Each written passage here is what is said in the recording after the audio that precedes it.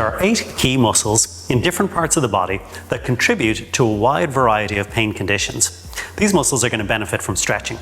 So we're going to do a follow-along class where we're going to look at these 8 really predictably tight muscles that affect a whole host of conditions in a wide variety of people. Pretty much everybody is going to have these muscles tight, so anybody can benefit from doing this stretching routine. We talk about these 8 muscles in our Essential 8 series, which is for therapists, but it describes the kind of conditions that tightness in these muscles can contribute to and talks about treatment of those. But here we're just going to look at the key elements for home care for stretching.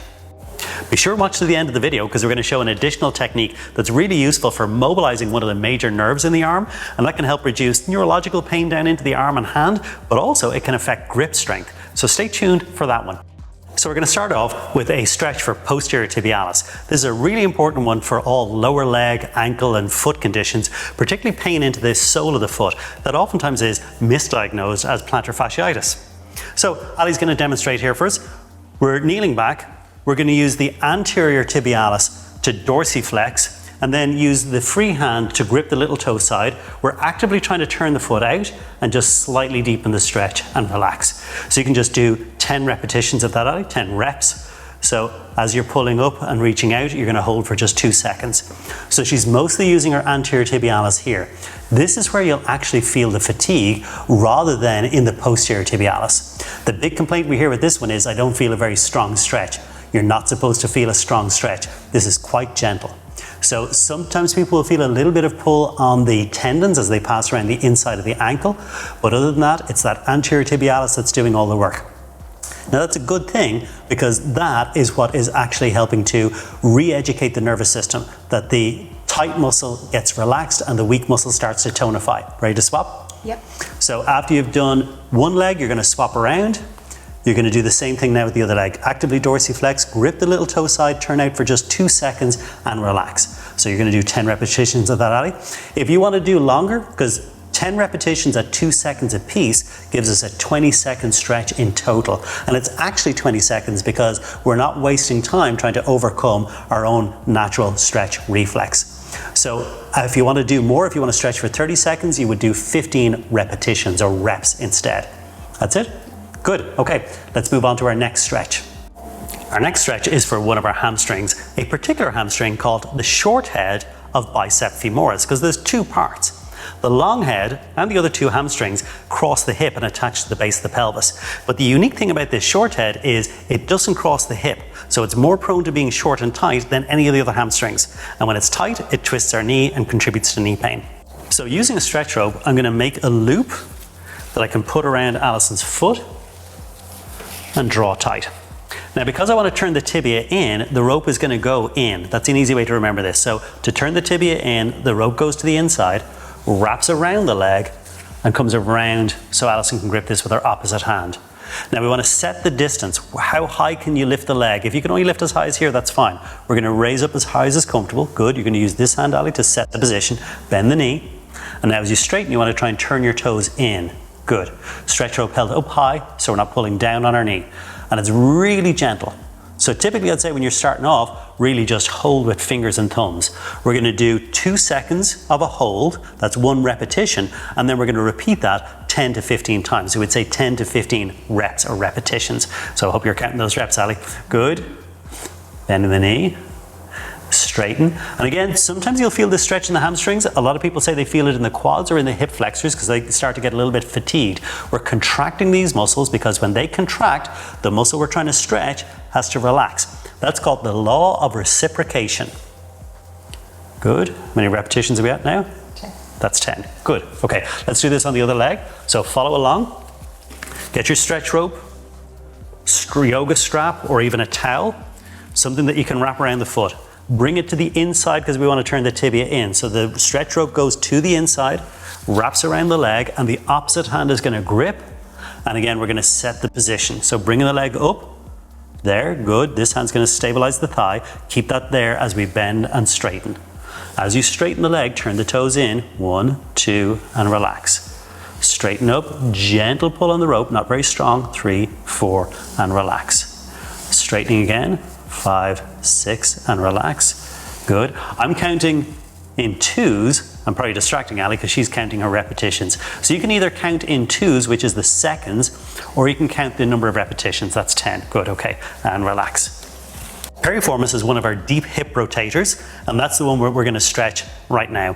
So piriformis is oftentimes associated with sciatica, and it's only a mild influence in sciatica, but it does affect how the pelvic stabilization is working. So I'm going to ask Alison to bend this leg. We're going to use our stretch rope again. So again, I'm going to form like a loop that I can bring the rope through and tie around the foot.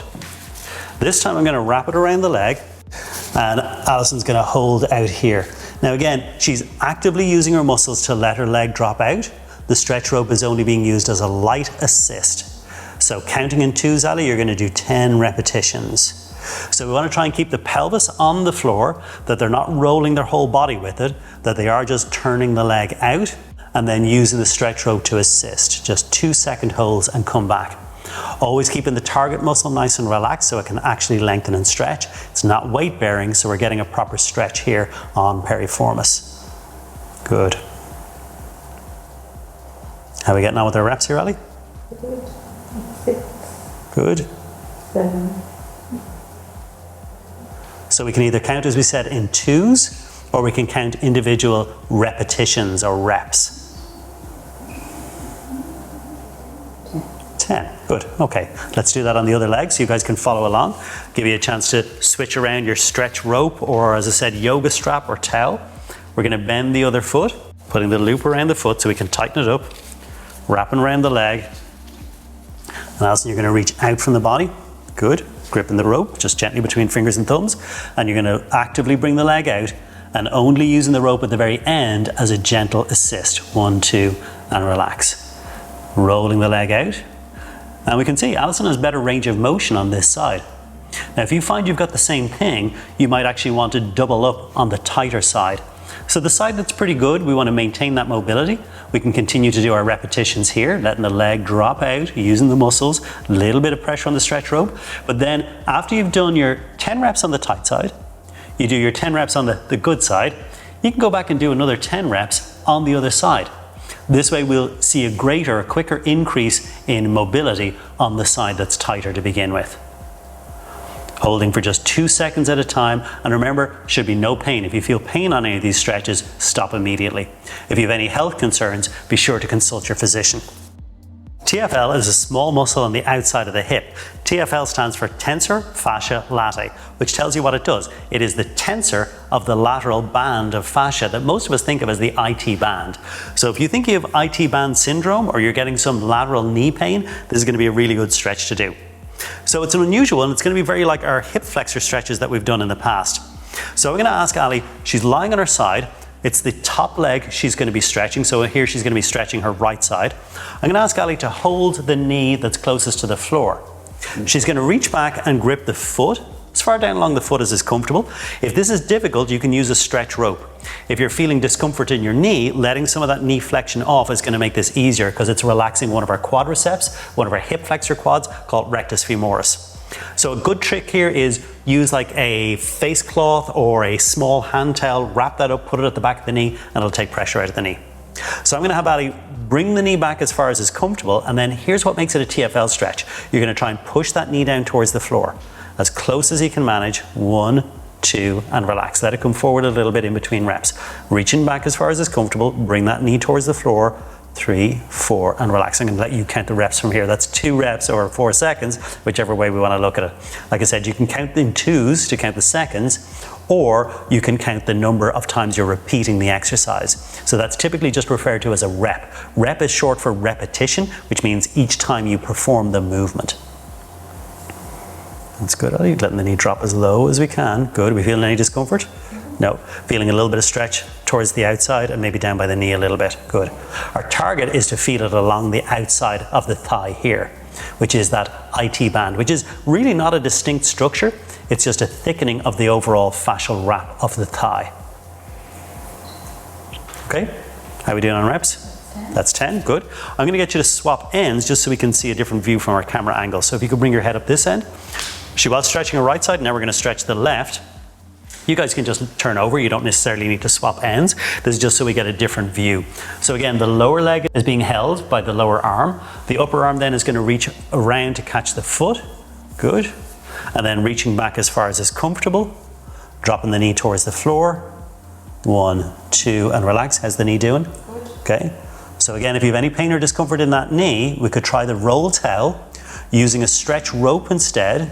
Good. Pushing that knee towards the floor as much as you can. Good. I'm only gently assisting here. If you don't have somebody stand there to assist, it's your muscles doing the action. Push that knee down. Good. And again, we're going to do 10 repetitions. You can do 15, but 10 is usually sufficient.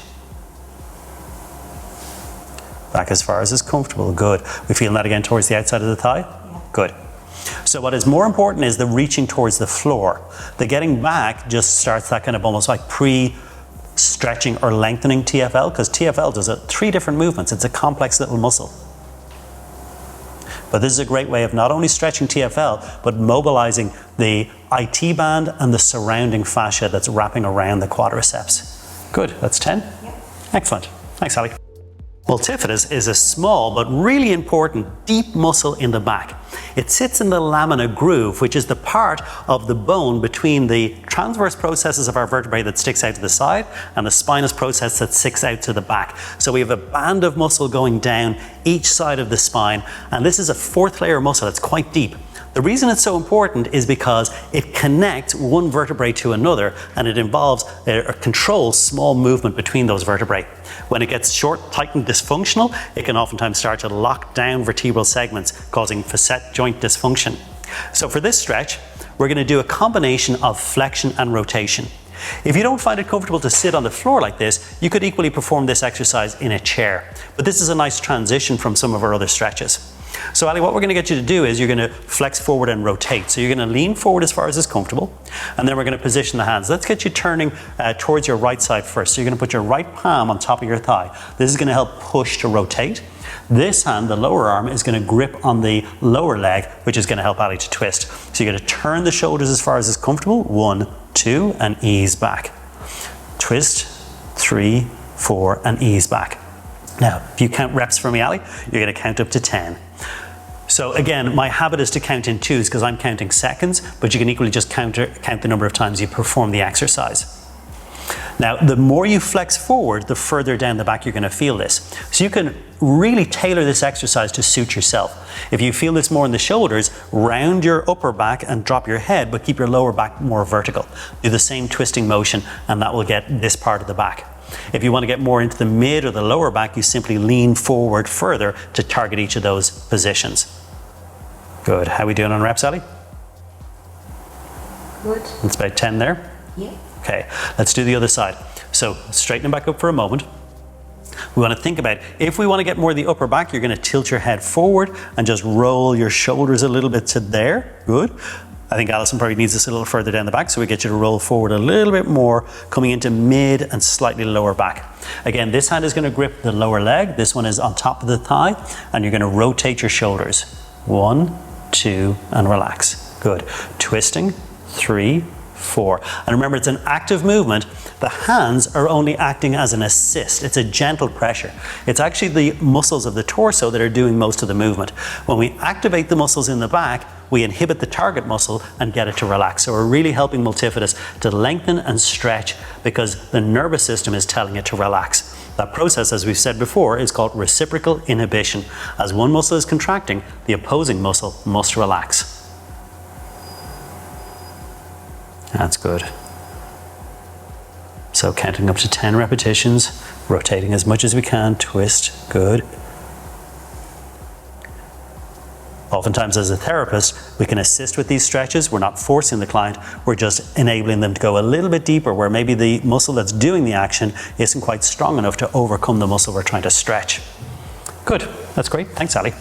Scalenes are 3 muscles in the side of the neck that are primarily used for side bending, but they're also involved in rotation, and when they get tight, they can really compress our cervical spine. Of the 3 scalene muscles, the one to the front, the anterior scalene, it tends to be the tightest, and it's the one we're going to focus on. So to do this, we want to first of all make sure that we're not just lifting our ribs and losing the effect of our stretch. So I'm going to ask Alison to reach over, grip the sidebar of the chair. She's going to bring her shoulder back and down and then lean away. So this uses the shoulder girdle to really hold down the first rib or two. Now to stretch anterior scalene, we're going to do a two-part movement. To stretch the right side, Ali's going to turn her head right to about 45 degrees and then tilt left, holding for just 2 seconds and then easing back. So each time we rotate, side bend, we should be feeling this slightly to the side and the front of the neck. Here we're using the left side muscles to contract, which will have a reciprocal effect and help the right side muscles to relax. If we want to deepen the stretch, an advanced stage of this exercise is we can use the fingers of the other hand to create a little bit of additional draw. So you're going to bring up the other hand, Ali, hand against the temple, and this is more of a lifting action than a levering. We're not pulling strongly to the other side, we're more pulling up towards the ceiling. So we're drawing in this direction, and this does add a deeper stretch. We're going to do this 10 times, so 2-second holds. You can either count to 20 going 1, 2, or you can count individual times you perform the movement, individual reps. That's looking good. Okay, how many is that?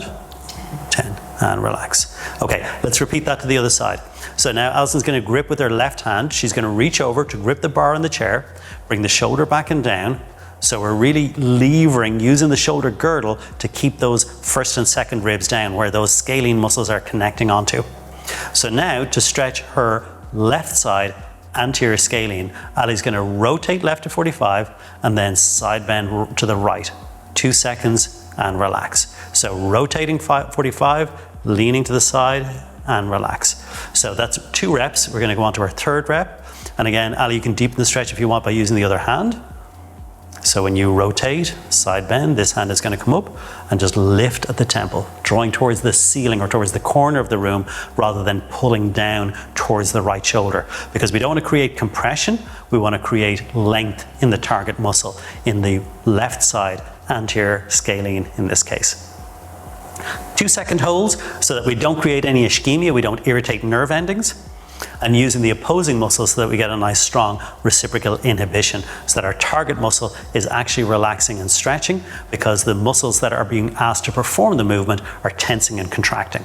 That, as we said, is the law of reciprocation because muscles work in a give and take. Good, and like we said, 10 reps is a good average. If you want to do more, if you want to do 15, that's fine. You can do 15 reps, it would be equivalent to doing a 30-second stretch, where 10 repetitions is like doing a 20-second stretch. That's great, thanks Ali. The biceps, or to give it its full name, the bicep brachii, is really an underrated muscle for its contribution to shoulder pain. So if you're getting any kind of pain or pinching around the shoulder, any kind of pinching sensation when you bring your arm out from your body, or limited range of motion, if you're in the gym and you're doing a lot of pressing motions, then this is an important stretch for you. If you're sitting at a desk or you're on your device a lot, that is equally going to make this a really important stretch. So for this one, the common dysfunction that we see is a forward shoulder posture. And the tendency that people have when they try to stretch their bicep is to let the shoulder roll forward. So we're going to actually use the back of the chair and we're going to use the opposite hand to really try and keep this shoulder blade back and down. So to begin with, Ali, I'm going to ask you to bring the shoulder back and down, lean it against the chair and bring the other hand over so that we can monitor. You don't want to feel this shoulder cap push forward. With the palm towards your side, you're going to reach back just as far as is comfortable without letting that shoulder go for 2 seconds and relax. So if you count reps, Ali, this is our 2nd rep now. Good, and relax. Reaching back, good, and relax. Let the arm relax fully. Reach back, good. Monitoring that shoulder. It's very easy to let it start rolling forward. If you feel the shoulder is rolling forward, just reset between repetitions. Bring the shoulder back and down again, monitor from the front, and reach back. Good, keeping that shoulder blade stable. Good, back and down. See how easy that is? That we're so ingrained in letting the shoulder roll forward to compensate for the loss of movement because our bicep is tight. Let's take a look at this on the opposite arm then. So once again, we're going to bring the shoulder blade back and down, keeping it in place, using the back of the chair to hold the bottom edge of the shoulder blade, using our serratus anterior muscles and using our opposite hand as a monitor. Palm is towards our side and we're going to reach back. 1, 2, and relax. Really keeping that shoulder pinned in place. Reach back. Good. This is our second repetition. So Ali, counting in your head, you guys, if you're practicing along, counting in your own head, and remember we said you've got a choice. You can either do 10 or you can even do 15 reps or more if you wish. Unlike strengthening, it's hard to overdo it with stretching. The only thing we want to be cautious of is that we're not stretching weak muscles. In this series, we're looking entirely at muscles that tend to be tight. So they benefit the most from stretching. Good. Keeping that shoulder back and down, reach back. Good. I'm just monitoring here. I'm not limiting Alison's range of motion. I'm just checking to make sure she's keeping the shoulder blade in place. So normally just using the back of the chair and using your fingers will be enough to stop that shoulder from rolling forward. Because the typical pattern we see, which is not giving us a proper bicep stretch, is as we reach back, the shoulder rolls forward. We get much greater range of motion. We can reach much further, but we're not actually lengthening the bicep. Instead, we're destabilizing the scapula. That's great. Thanks, Ali. Thanks for watching the video through. Here's our final tip. Now this is going to be a nerve mobilization, or what we call nerve flossing. Nerves are really interesting because they don't stretch the way our surrounding soft tissue does. They have to be free to glide. So on this one, we're going to look at one that can mimic a condition known as carpal tunnel syndrome. This is called the median nerve, which goes from our neck through our shoulder and down into our palm. And then these two fingers and the thumb, common kind of areas for what we call paresthesia, pins and needles, if you get this condition. So to mobilize the nerve, I'm going to start off by bringing my arm out from my body at 90 degrees. My palm is like I'm going to put my palm against a wall. Now for some people you might be feeling a little bit of neurological sensation in your hand already. That just means that nerve is a little bit stuck, a little tethered. We're going to learn to unstick it. So basically what happens is I'm going to turn my palm down towards the floor. Ooh, I can feel that a bit stronger now. Now to confirm it's neurological and not just a stretch, when I bring my head away, ooh, the sensation increases. So that's called nerve tensioning because I'm pulling the floss from both ends. Instead, to floss like dental floss, I need to pull the nerve towards my hand and then pull it back towards my spine. So in this position, we're going to reach out. When I turn my palm down, the floss, the nerve, is being pulled towards my hand. As the hand comes back, I'm going to side bend, which pulls the nerve towards my spine. So we'd call this distal draw, proximal draw. Pulling the nerve towards the hand, pulling it back towards the spine. And as we floss back and forward, we're usually going to do this for, again, about 10, maybe 15 repetitions. And what we should feel is that the nervy sensation reduces by the time we're finished. And that means where the nerve was stuck, it's now unstuck. And that's really all we want to do. Unstick the nerve so that it glides freely and easily. I'm feeling less, hopefully you're feeling less neurological sensation as well. And if it's not too strong, if it's strong symptoms, don't try this last step. But if it's not too strong, we can recheck at the end and go, yeah, actually now that I do the neural tensioning, I actually don't feel so much discomfort. Let's practice that on the other arm. So again, I'm going to reach out. I can start off just with my arm this way, reach towards the wall, keeping my wrist flexed. And then I'm going to turn the palm down. As I test it, it feels a little nervy, not as bad as the dominant side, but I'm going to now go through the distal proximal draw. So I'm going to turn my fingers down towards the floor, which is the drawing towards the wrist, and then I'm going to pull the neck back, which is drawing towards my spine. So I'm going to go back and forth. That's 3. I don't think we counted on the last one. 4, 5, turning the palm down. 6, 7, 8, distal draw, proximal draw, 9. Let's do one more. 10. I'm going to retest. Still feels there a little. I'm going to do another 5. You guys can either finish up or you can do this next 5 with me as well. That's 1, 2, 3, 4, 5. That feels better. So unlike our stretches, we don't particularly have to hold for these because we're just flossing back and forth. You don't floss your teeth by pulling one way, pausing, and then pull the other way. So different concept, different tissue. Move back and forth, try that one regularly. Again, if we're being gentle, you're not irritating the nerve, you can do this even a couple of times in the day. So while you're sitting at your desk, you can actually practice this maneuver, or when you get home in the evening, or last thing at night before you get into bed. Thanks for watching the video. Be sure to like and subscribe, and we'll see you guys again soon.